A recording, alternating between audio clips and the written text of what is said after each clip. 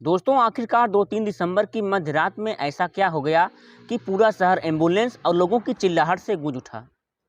जब पूरा भोपाल उस समय नींद ले रहा था तो लोग कैसे कैसे तड़प तड़प कर मर रहे थे। जानने के लिए वीडियो के अंत तक जरूर बने रहें।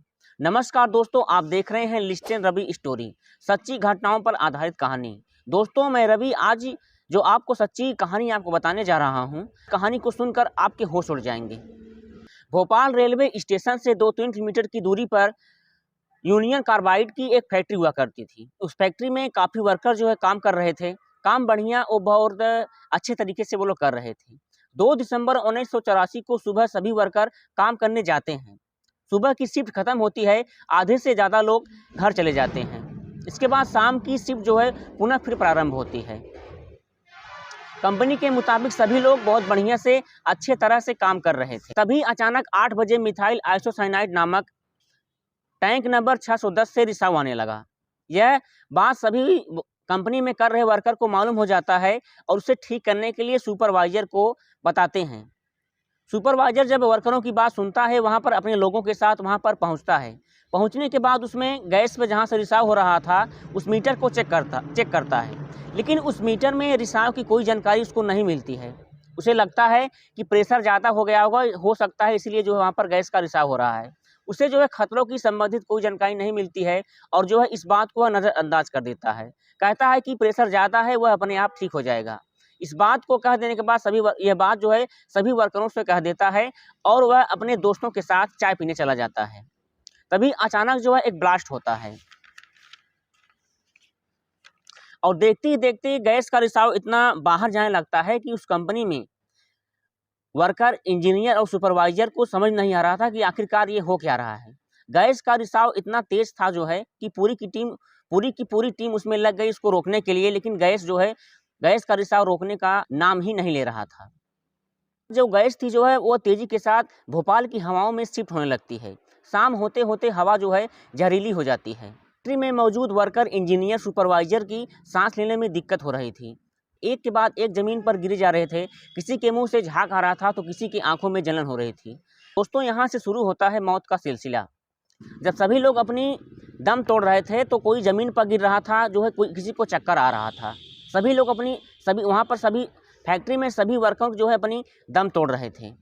गैस का रिसाव जो है आसपास के इलाकों में भी फैल जाता है, क्योंकि कंपनी से पास जो है वहाँ पर कुछ गांव था। गांव के जो वर्कर थे दूर दराज के, वो कंपनी में काम करने आते थे। गांव में सभी लोग सोए हुए थे, वहाँ तक ये गैस का रिसाव पहुँच जाता है और सोते ही सोते कई लोग मारे जाते हैं। हवा का टेम्परेचर जितना ज़्यादा बढ़ रहा था, जहरीली गैस भी उसी के साथ बहुत तेज़ी के साथ बढ़ रही थी। अंदर सोए हुए लोग बाहर आते हैं, लेकिन बाहर आने के बाद देखते हैं माहौल और भी खराब था। गैस का रिसाव इतना ज़्यादा था कि गैस भी बहुत खतरनाक हो गई थी। कोई रास्ते में दम तोड़ रहा था, कोई आते आते ही मर गया था। पूरे शहर में एम्बुलेंस की साइनाइड की आवाज़ बहुत तेज़ी के साथ गूंज रही थी, क्योंकि इस अवस्था में कोई जो है किसी की मदद नहीं करना चाहते थे। देखते ही देखते हॉस्पिटलों में जो है मरीजों की संख्या बहुत तेज़ी के साथ बढ़ रही थी। डॉक्टरों को समझ नहीं आ रहा था कि आखिरकार ये हो क्या रहा है। किसी को चक्कर आ रहा था तो किसी की जो है सर चकरा रहा था। कंडीशन वहाँ पर इतना ख़राब हो गया था कि हॉस्पिटलों में 2 दिन में 50,000 मरीज़ पहुँच चुके थे। कितने मरीज़ जो है सड़क पर तड़प तड़प कर अपनी जान दे चुके थे। भोपाल में अगले दिन जो है कोहराम मचा हुआ था कि और लोगों के बीच में सवाल पैदा हो रहा था कि आखिरकार ये गैस का रिसाव भोपाल में कहाँ से आया, जिसने भोपाल के लोगों की सांसें रोक दी। दोस्तों मिथाइल आइसोसाइनाइड एक लिक्विड है जो कि बहुत ही कम टेम्परेचर पर यह उबलने लगता है। इसका कोई रंग नहीं होता है, यह काफ़ी ज्वलनशील होता है। हवा के संपर्क में आने पर यह बहुत तेज़ी के साथ जलने लगती है। एक्सपर्ट की माने तो 21 ppm की दर से हवा में जब ये चलती है तो हज़ारों लोगों की जान ले सकती है। भोपाल में अब तक जो है 40 टन गैस का रिसाव हो चुका था। गैस लीक होने के 8 घंटे हो चुके थे, लेकिन 8 घंटों के बाद भी लोग जो है गैस पर काबू नहीं पा रहे थे। मक्खियों की तरह लोग मर रहे थे। काफ़ी मशक्कत करने के बाद 8 घंटे के बाद गैस पर काबू पाया गया, लेकिन तब तक जो है भोपाल में बहुत से लोग मारे गए थे, बहुत सी तबाही मचा दी थी। दोस्तों फैक्ट्री में काम कर रहे कई लोग शक के दायरे में आ जाते हैं। उसमें से सबसे बड़ा जो नाम आता है वो नाम आता है वारेन एडिसन का। वारेन एडिसन जो होता है वो बतौर कंपनी में CEO के पद पर तैनात था। भोपाल के SP ने बताया जो है कि सरकार ने इसे प्राइवेट प्लेन से कहीं बाहर भेजने वाली थी, 25,000 बांड और कुछ कागजी कागजातों पर साइन कर जो है यह भोपाल से दिल्ली, दिल्ली से अमेरिका के लिए उड़ जाता है। सबसे यहाँ पर सोचने वाली बात यह थी कि इतना बड़ा भोपाल में कांड हो गया, काफ़ी लोग मारे गए, काफ़ी लोग ने दम तोड़ दिया। सोचने वाली बात यहाँ पर थी कि यह आखिरकार ये गया तो गया कैसे बाहर। दोस्तों, सोचने वाली बात यह भी थी कि वारेन एडिसन भी मौत में मारा गया।